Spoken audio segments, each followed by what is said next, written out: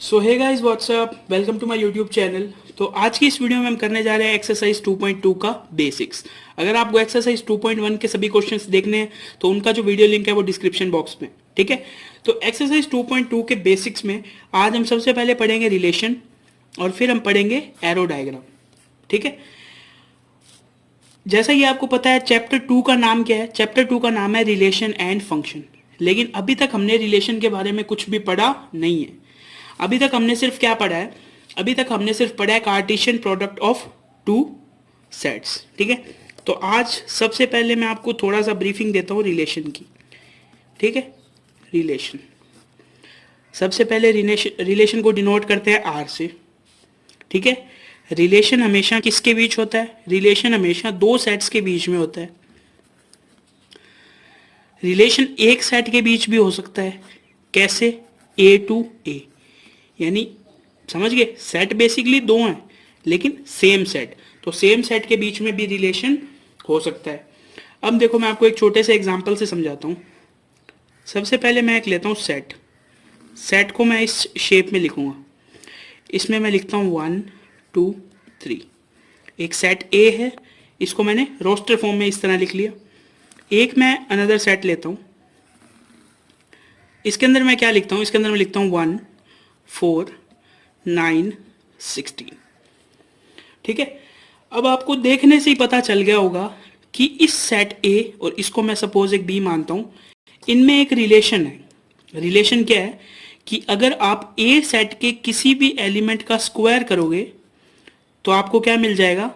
आपको एक B set का एलिमेंट मिल जाएगा, ठीक है। तो ये जो रिलेशन है, रिलेशन क्या है? रिलेशन है x square. R is equal to x square का क्या मतलब है?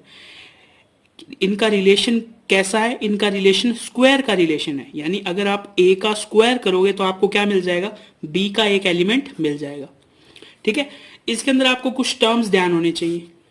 ये जो सेट ए है, या फिर जो अपन कहते हैं ये जो पहला सेट है, इसको कहते हैं डोमेन। क्या कहते हैं? डोमेन, ठीक है। ये जो दूसरा सेट है इसको हम कहते हैं को डोमेन।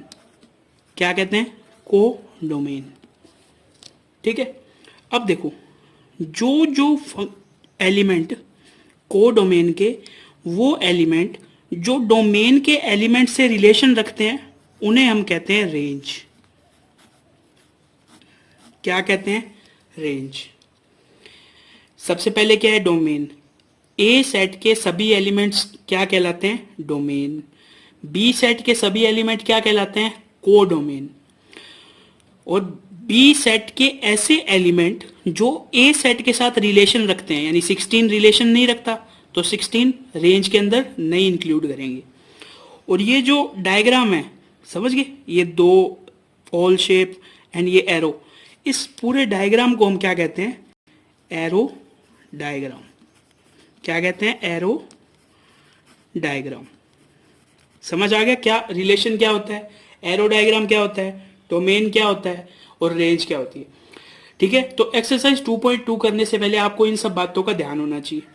एक छोटी सी बात मैं बता दूं रिलेशन के लिए, कोई भी रिलेशन तभी रिलेशन होगा अगर डोमेन के सभी एलिमेंट को डोमेन के किसी ना किसी एलिमेंट के साथ टच में हो। यानी सपोज यहां पे मैंने 5 लिख दिया, तो 5 का देखो कोई भी रिलेशन इसके साथ नहीं है, तो ये एक रिलेशन नहीं होगा। ए के सभी एलिमेंट का बी के किसी ना किसी एलिमेंट के साथ अटैचमेंट होना चाहिए, तभी ये रिलेशन होगा। अगर डोमेन में कोई भी एलिमेंट बच जाता है तो वो जो हमें रिलेशन दिया होगा वो रिलेशन नहीं होगा, समझ गए। यानी डोमेन के सभी एलिमेंट्स का को डोमेन के किसी ना किसी एलिमेंट से अटैचमेंट होना चाहिए, ठीक है। इसमें एक छोटी सी चीज ये है कि एक एलिमेंट का कि नहीं दो के साथ भी हो सकता है, समझ गए। अगर सपोज यहाँ पे -2 लिखा होता तो -2 का स्क्वायर भी 4 ही होता, समझ गए। तो ये सब चीजें आपको एक्सरसाइज 2.2 करने से पहले पता होनी चाहिए, ठीक है। तो इनमें से कुछ चीजें ऐसे हैं जो आपको समझ नहीं आ रही होंगी, वो आपको तब समझ में आएंगी जब हम एक्सरसाइज 2.2 से पहले के एग्जाम्पल करेंगे, ठीक है। तो आज की वीडियो में एक बार इतना ही रखते हैं। नेक्स्ट वीडियो में करेंगे एक्सरसाइज 2.2 से पहले के एग्जाम्पल। अगर आपका अभी भी कोई डाउट हो इनमें तो आप मेरे को कमेंट सेक्शन में पूछ सकते हो। आज की वीडियो में बस इतना ही। Thanks for watching.